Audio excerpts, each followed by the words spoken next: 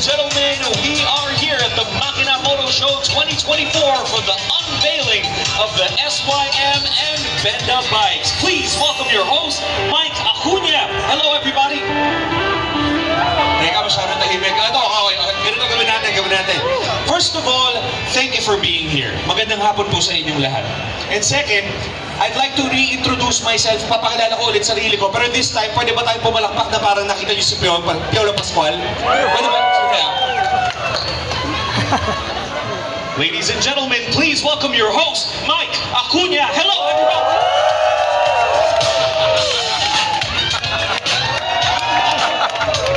Thank you. I was Piolo Pascual for 2 seconds. Okay na ako. Ladies and gentlemen, magandang hapon po muli. Welcome to the Makina Moto Show 2024. Exciting times are upon us dito sa Benelli booth dahil, like I keep on mentioning, maaaring naririnig nyo na yung boses ko kanina pa, we are unveiling 5 bikes today. And in case you missed my name is Mike Acuña. Napakadali pong tandaan ang pangalan ko. Just look at what I'm holding. That's my name. Yes. Ladies and gentlemen, I don't have a lot of time, pero excited na kami na ipakita sa inyo lahat ng bikes. Before I do that, we'd like to welcome everybody here. Gents, ladies, non-binaries, kasama din natin ang ating Cruise Sim Club. Palakpakan tayo for the Cruise Sim Club. They're right here.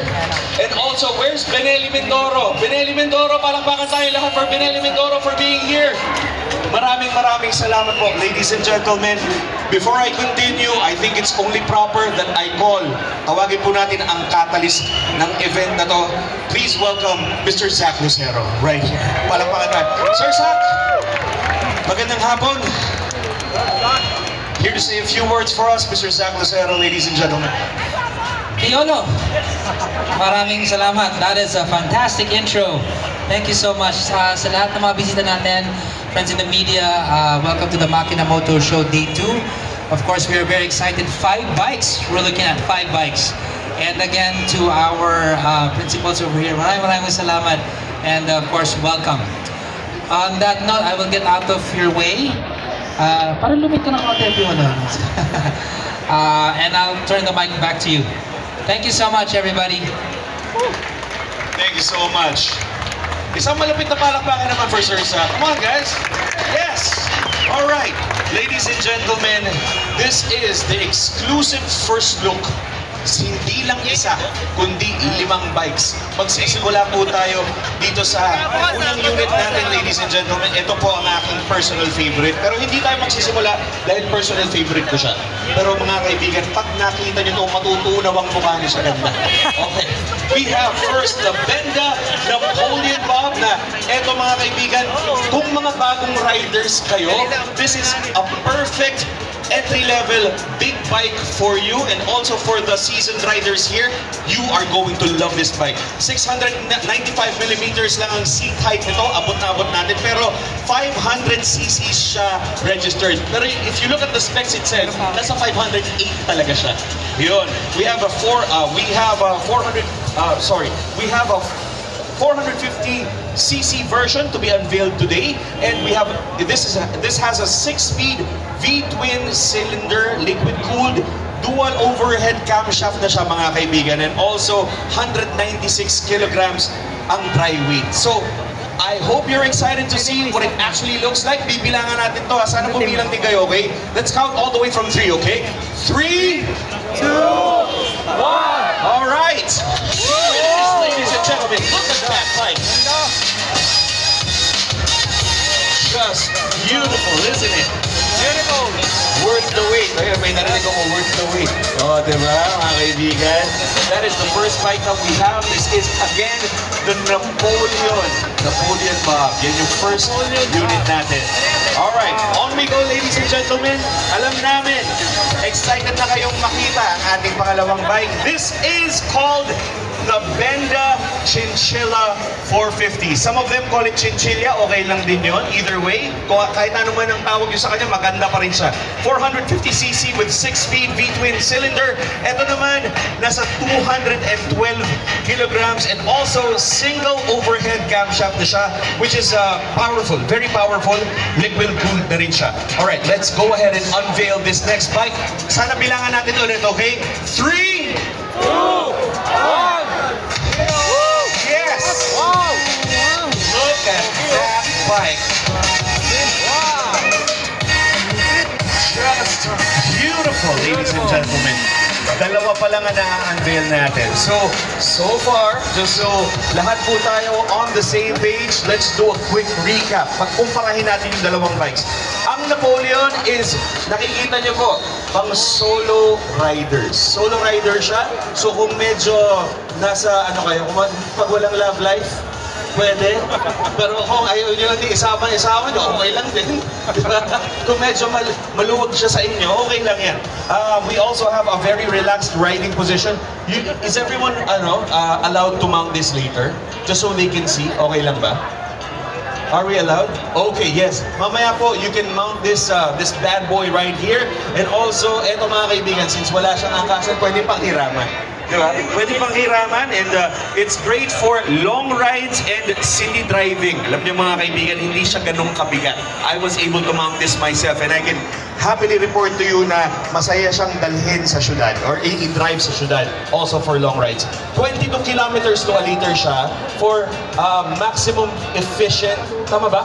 Maximum efficiency riding. Ibig sabihin po, high gear, low speed. Yan, mga kaibigan. Kung hindi kayo hahataw, nasa 30 yan. Okay? Pero kung gusto nyo humata ng konti, naglalaro siya sa 21 to 22 kilometers per liter. Now, the Chinchilla or the Chinchilla naman, ladies and gentlemen, ito pwedeng solo, pwedeng pang tandem. Dito sa Pilipinas, iba na ibig sabihin ng tandem riding, di ba? Pero pwede po tayong mag-angkas dito sa ating Chinchilla. Kita nyo naman ang ganda ng kurba mula sa makina hanggang doon sa pinakalikod na upuan, ladies and gentlemen.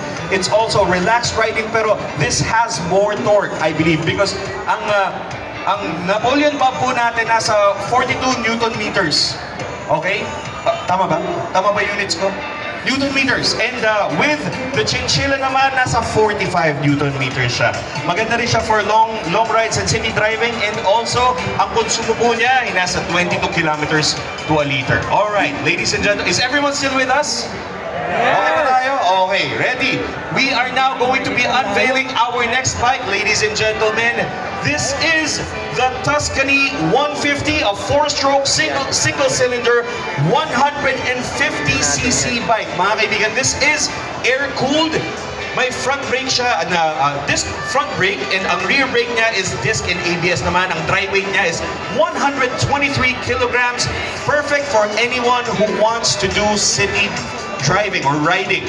Okay, let's unveil the Tuscany 150 in 3, 2, 1. Yes! Wow, look at that. Black glossy finish with a white trim para sa upuan. Everything is just perfect with the Tuscany 150. Alright. And ladies and gentlemen, kita nyo naman kung gaano kaganda yung ating bike. Ayan. For those of you who are unable to see it from there, mamaya po, pwede po kayong umikot dito so you can have a better look. You can get up close and personal with the Tuscany 150. And now, ladies and gentlemen, we are going to be unveiling our 4th bike, which is the Husky ADV. Nasa 150cc siya, ladies and gentlemen. Single cylinder, single overhead camshaft, liquid cooled, disc and ABS, front and rear brake, and ang dry weight niya ay nasa 150 kilograms. Let's unveil this next bad boy in 3, 2, 1, go! Right, oh my gosh, that is impressive. Look at the angles and the corners and also the color of the Husky ATV. Very beautiful bike. Ayan, napakaganda mga kaibigan. Alright, and now, last but definitely not the least is the highlight of this unveiling. Mga kaibigan, we are very excited to be sharing with you our next bike. Actually, ladies and gentlemen, clarify ko lang. Yung first two bikes natin, yung dalawang unang bikes are from Benta. Yung sumunod po, yung Tuscany at saka Husky from SYM. Ito rin pong last bike na i-unveil natin, mga kaibigan, also from SYM. Okay, so this is the Maxim 508cc, ladies and gentlemen. Inline twin cylinder, DOHC scooter na siya, mga kaibigan. Liquid cooled, disc and ABS front and rear brake, and ang dry weight naman niya is 141 kilograms. Is everybody ready? Okay, thank you. All right, let's unveil our scooter in 3, 2, 1.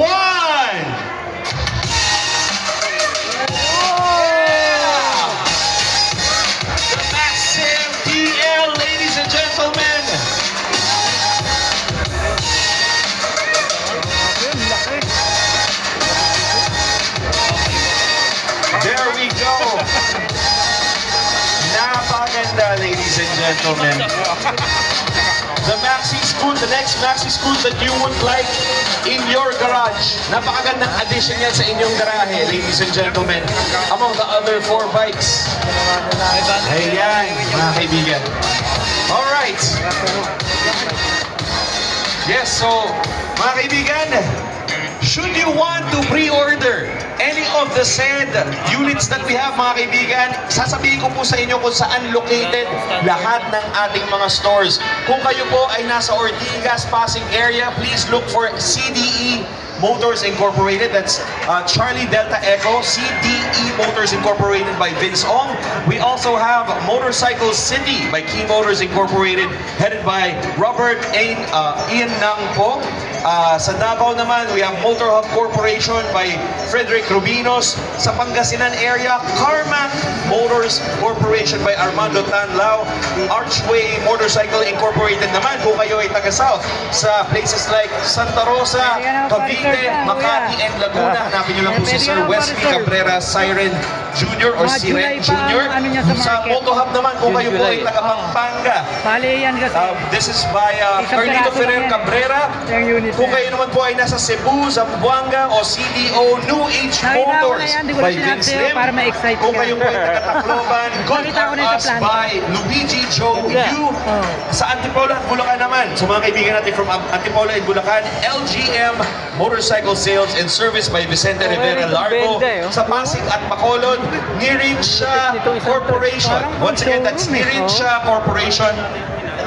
Headed by Joe Filolio Zuriaga Ponce Jr. Alamin natin yan. Sa Calamba, Laguna, babalik tayo sa Calamba, Laguna.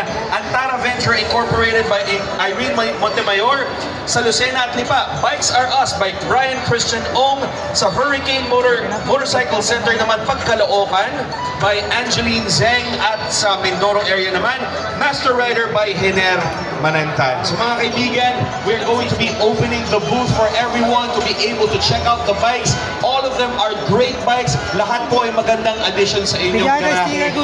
Maraming salamat po sa inyong lahat. My name is Mike Acuña. Thank you so much for paying attention to this feature. We invite everyone here in the booth to check out all of our bikes up close and personal. Thank you so much, everybody.